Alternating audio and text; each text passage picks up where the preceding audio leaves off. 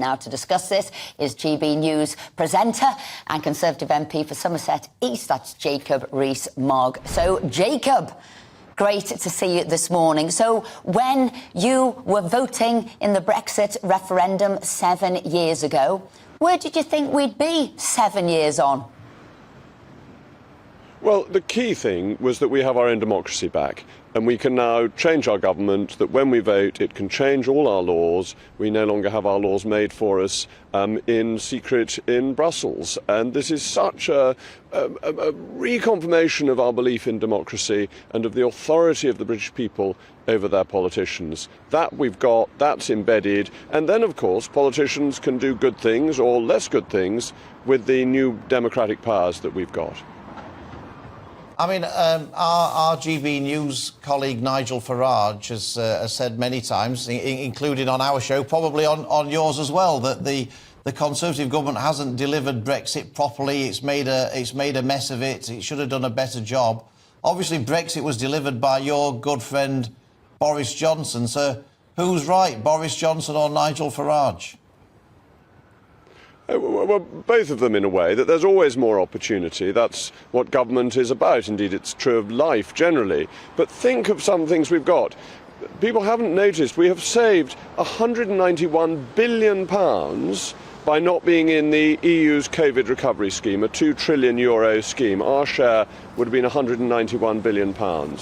By the Edinburgh reforms to city regulation, we have £100 billion that could go into the economy because we're becoming more flexible, less heavily regulated.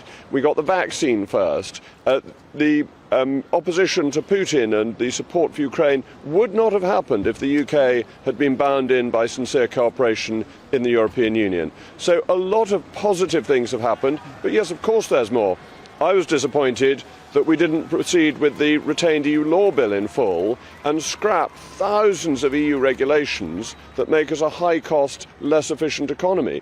With a cost of living crisis, that type of reform, deregulatory reform, making people take charge of their own lives more easily, allowing them to decide things for themselves, could really help us drive down prices. So yes, that was a missed opportunity. Now, the good news is that the Brexit voters aren't doing what all the Remainers thought they'd do and cave in and say we did the wrong thing. Most of them believe it will succeed. Not now, it might take a little bit longer. But in a poll here, it said they've lost faith in politicians, though. Leave voters who feel that Brexit has gone badly, 88% feel they've lost faith in politicians. This is a damning indictment, though, isn't it, for the people who had faith in the politicians to get Brexit done? Up to a point that I think if you did a poll of people every year going back over the last 500 years and said, do you have confidence in your politicians, you would have found the same answer every year. That I think you can find a quotation from Cicero going back even further, saying it's such a pity that they don't have the right statesmen anymore. You certainly find Dr. Johnson in the 18th century saying it. You find Edmund Burke saying it. This is a constant, that politicians are never good enough. What is the definition of a statesman? A politician who's been dead for 20 years. And we look back with rose-tinted spectacles at the statesman, whilst those of us, you and I, are looked upon with disdain whilst we're active in the profession. But are you worried at all, Jacob, about the 16% in this poll who say that they now wish they'd voted Remain? And do you think that, therefore, Brexit is still under threat, or do you think that Brexit is now secure and there's no chance of ever returning to the EU? I think the fascinating thing about the polls is actually the consistency. So a journalist got in touch with me yesterday and said, did you know that 53% of people would like to rejoin the European Union? Well, actually, that's exactly what the polls were saying before the referendum. They got it wrong.